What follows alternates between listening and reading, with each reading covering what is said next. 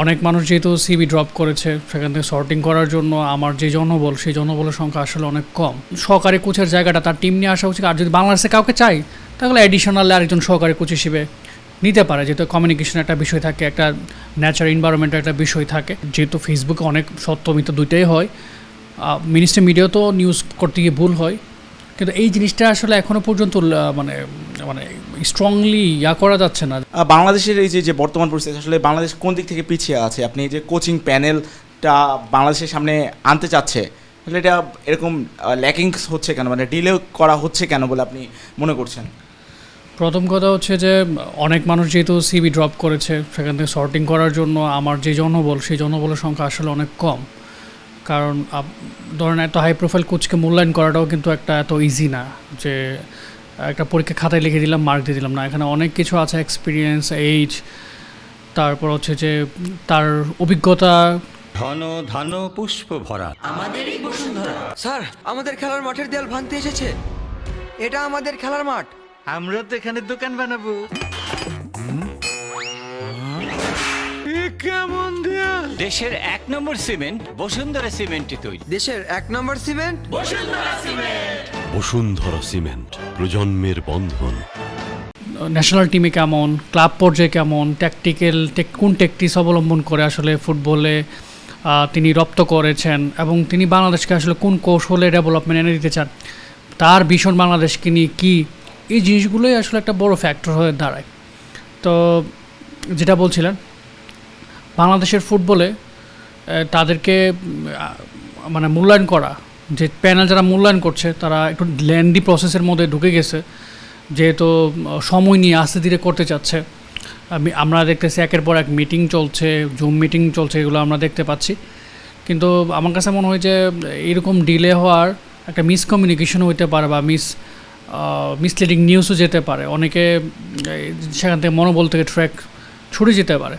তো আমার কাছে মনে হয় যে এই বিষয়টা খুব দ্রুতই সর্টিং করা যায় এবং ডিসিশন নেওয়া যায় যে চাইলে আমাদের বাংলাদেশের ফুটবলের মিশন কি, বাংলাদেশ কোন স্ট্র্যাটেজিতে ফুটবল খেলবে, আমাদের সাথে কে শ্যুট করছে, এই জিনিসগুলো নিয়ে খুব তাড়াতাড়ি কাজ করা যেতে পারতো। আমার কাছে মনে হয় শুধুমাত্র একজন কোচিং প্যানেলে একজনকে বিদেশ থেকে এনে তার সহকারী কোচও আমার কাছে মনে হয় যে বাইরে থেকে যদি কাউকে আনা যেতে পারতো, তার সাথে বা তার পছন্দকে প্রায়োরিটি দিয়ে যদি তার টিম নিয়ে কাজ করে, তাহলে সেক্ষেত্রে অনেক ফ্রিডম এবং লিবার্টি নিয়ে কাজ করার একটা সুযোগ থাকে এখানে। তো যদি উনি যে হেড কোচ আসবেন তার সাথে যদি আরও পুরো প্যানেলটাই যদি যেরকম সিঙ্গাপুর দেখেন, আমরা যখন খেলতে গেছি দেখি যে সহকারী কোচ অনেকজন, টেকনিক্যাল ডিরেক্টর, তারপর হচ্ছে অ্যানালিস্ট, অনেক একটা কোচিং প্যানেল, অনেক বড় সড়ো একটা কোচিং প্যানেল আমরা দেখতে পাই। তো আমাদের যেহেতু বাংলাদেশ সক্ষমতা সেই জায়গায় আস্তে আস্তে উন্নত হচ্ছে, সেই জায়গাতে আমার মনে হয় যে সহকারী কোচের জায়গাটা তার টিম নিয়ে আসা উচিত। আর যদি বাংলাদেশে কাউকে চাই তাহলে অ্যাডিশনাল আরেকজন সহকারী কোচ হিসেবে নিতে পারে, যেহেতু কমিউনিকেশন একটা বিষয় থাকে, একটা ন্যাচার এনভায়রনমেন্টের একটা বিষয় থাকে, হয়তো বা সেই জায়গায় একজনকে অতিরিক্ত যোগ করতে পারে। কিন্তু আমি অবশ্যই চাইবো শুধুমাত্র একজন কোচ না, পুরো কোচিং প্যানেলটাই যেন একটা ভালো একটা সেট আপ হয়, আর সাথে যেন প্রশাসন যেন স্বচ্ছ এবং ট্রান্সপারেন্ট থাকে, এতটুকুই আমাদের চাওয়া। ক্রিস কোলম্যান কিন্তু আসতে চেয়েছিলেন তার সহকারী কোচকে নিয়ে, বা আসতে চাচ্ছেন। এই কথাটা আসলে এখনও পর্যন্ত লেজিট একটা, যেহেতু ফেসবুকে অনেক সত্য মিথ্যা দুইটাই হয়, মিনিস্টার মিডিয়াও তো নিউজ করতে গিয়ে ভুল হয়, কিন্তু এই জিনিসটা আসলে এখনও পর্যন্ত মানে স্ট্রংলি করা যাচ্ছে না, যে শোনা যাচ্ছে যে তিনি আসতে চাচ্ছেন, কিন্তু মিটিংয়ে যারা ছিলেন তারা বলতে পারবেন, কিন্তু এটা এখনও পর্যন্ত স্পষ্ট করে জোর দিয়ে বলা যাচ্ছে না যে সে এই কারণেই এখান থেকে রিস থেকে ছুটে যাচ্ছেন, বিষয়টা এমন না।